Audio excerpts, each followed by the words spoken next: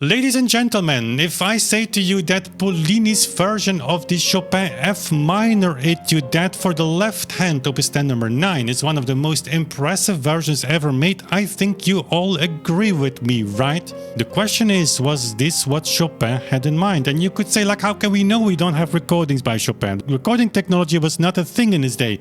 Correct, but all these composers left metronome marks, accurate, precise tempo indications, and you know why they did that? Because we all know that setting your tempo, choosing your tempo for a performance sets the floor for everything, and changing that tempo even a little bit changes all parameters of that performance.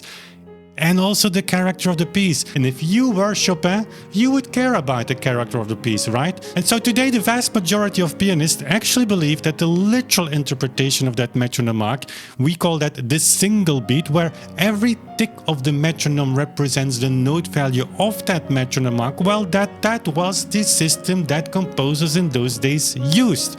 But that system causes a lot of problems. To start with, many metronome marks that are simply impossible to play. And if you think that Beethoven and Chopin already are the problematic metronome marks, I have news for you. There are thousands of metronome marks that are worse than theirs. We believe here that in those days they used a different system, a whole beat system, very much like physicists still today use their pendulum. 3, 4, 5, 6.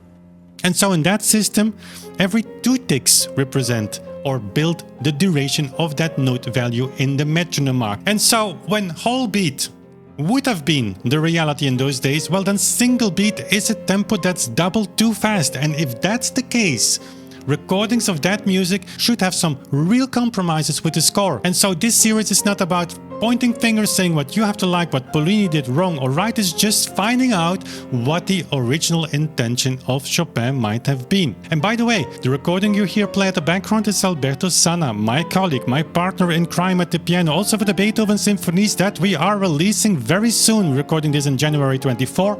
On CD, box of 10 CDs, just saying, check it out on our website. He's playing the F minor Etude, part of a CD recording that will be released this year or early next year. Again, check out our website or just subscribe to our email list and you will be notified when that release is going to happen. So welcome to another Tempo reality check.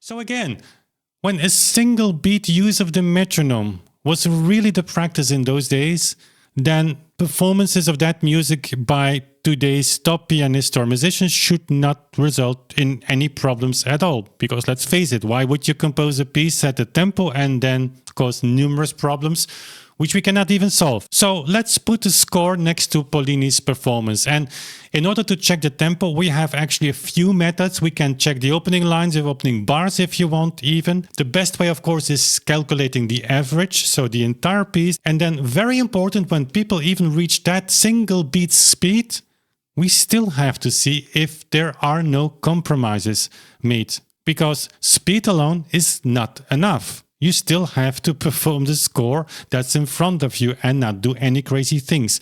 So the good news in this case is we can do all 3.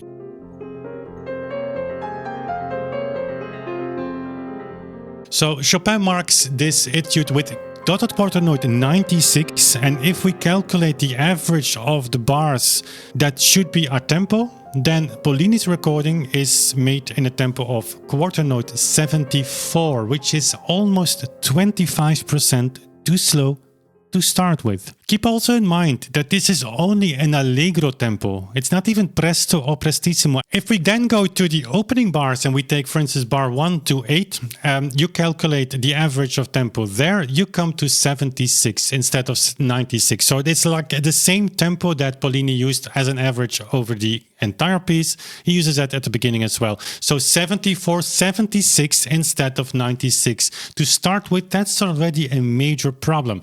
Because why wouldn't you play in the metronome mark indicated by Chopin if that were possible and if that's something that in general you accept to be the historical truth? So 25% slower, you can safely say that's another universe, that's another world. And by the way, if you listen to Pollini now, you would say like he's playing pretty fast, but his left hand goes in a speed that's around 7.6 notes a second. But if you go to Czerny's first etude of the Opus 299, the famous C major one, and you take that metronome mark, well, then you're playing in a tempo of 14.4 notes per second. That's almost double the speed of Pollini in that F minor etude. So just to give you that in a perspective, to make you see the problem of single beat tempo is huge.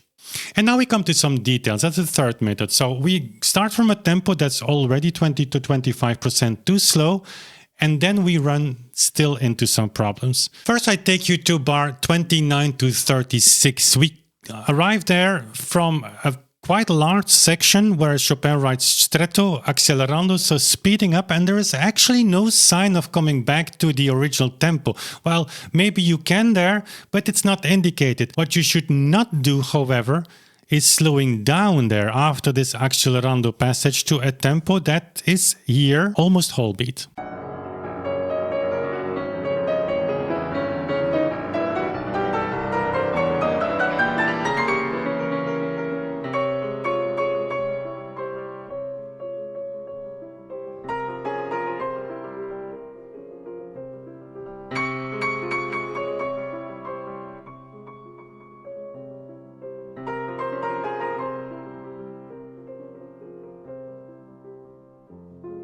And then talking about this stretto accelerando that went before this passage that we just discussed. Well, accelerando, as we said, is speeding up, but speeding up from where? Pollini starts at a tempo 20 to 25% too slow. He's making an accelerando, but at the top of the accelerando, he is still some beats below the 96 indicated in single beat by Chopin. Listen.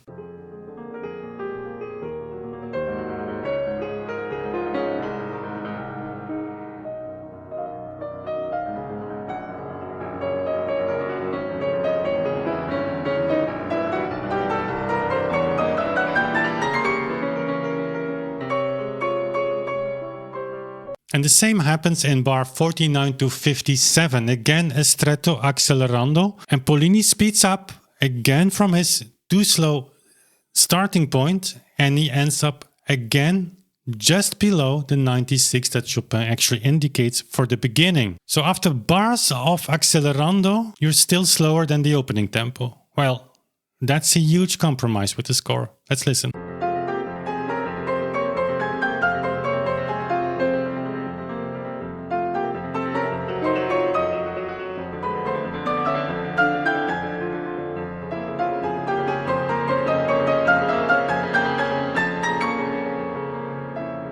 And then we arrive in bar 57 till 60, and for a reason actually that's not indicated in the score, Pollini slows down to a tempo that's very close to whole beat.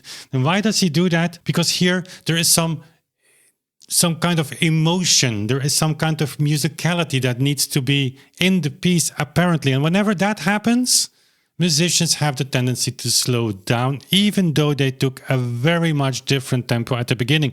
And remarkably, oftentimes when that happens, musicians tend to go to a whole beat kind of tempo. Let's listen.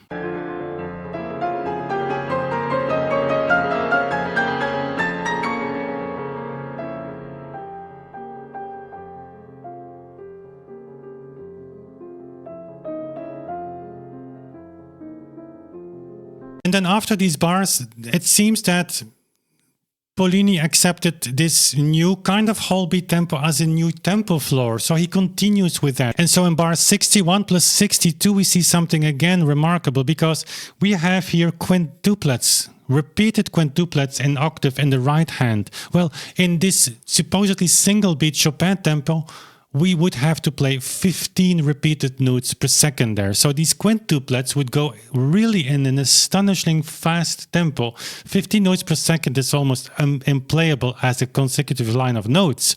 But repeated notes, even on a modern Steinway with a regulated double escapement action, that's not possible. And again, Chopin doesn't indicate slowing down, retenuto whatsoever. This should be played just a tempo. Listen to what Pollini does here.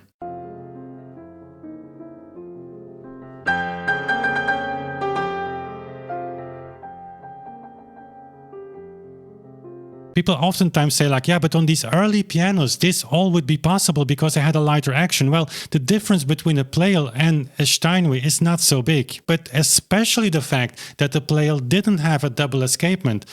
Chopin could have gone to the Erard, which had an early type of double escapement, not allowing the same speeds as on a Steinway, but he chose for a Pleyel. And then he writes a piece with quintuplet repetitions as octaves, and that would go supposedly in a tempo of 15 notes a second. Well, I can tell you that's absurd. Pollini here, I don't know if you've noticed that, goes below whole beat. He plays that bar in a tempo of 40. Instead of 96. Well, that's a big thing. That's a huge compromise with the score. A compromise that has been made for one reason only. The initial tempo, that in Pollini's case was already 20 to 25% too slow compared to a supposedly single beat Chopin tempo, was apparently not sustainable for the bars that really mattered, be it on an emotional level or on a technical level. So now we arrived at a tempo of 40. Below whole beat. And so just for you to understand and to experience what 15 repeated notes per second would sound like, I used some digital techniques and sped this passage up to a single beat speed. There we go.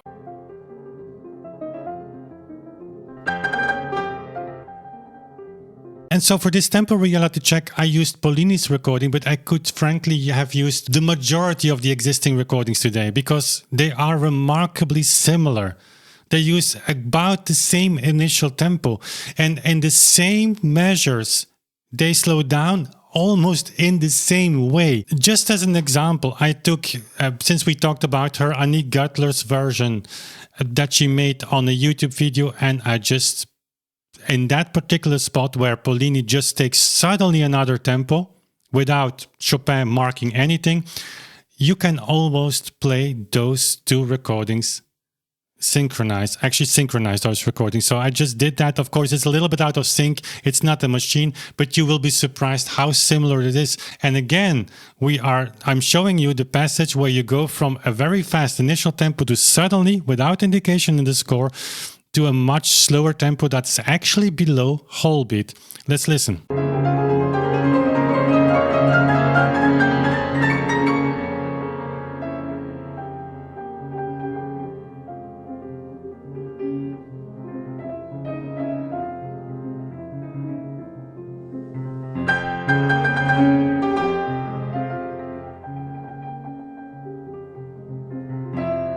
And so it's important to understand and to realize that the score is very important whenever you talk about an interpretation in the sense of learning what the composer had in mind.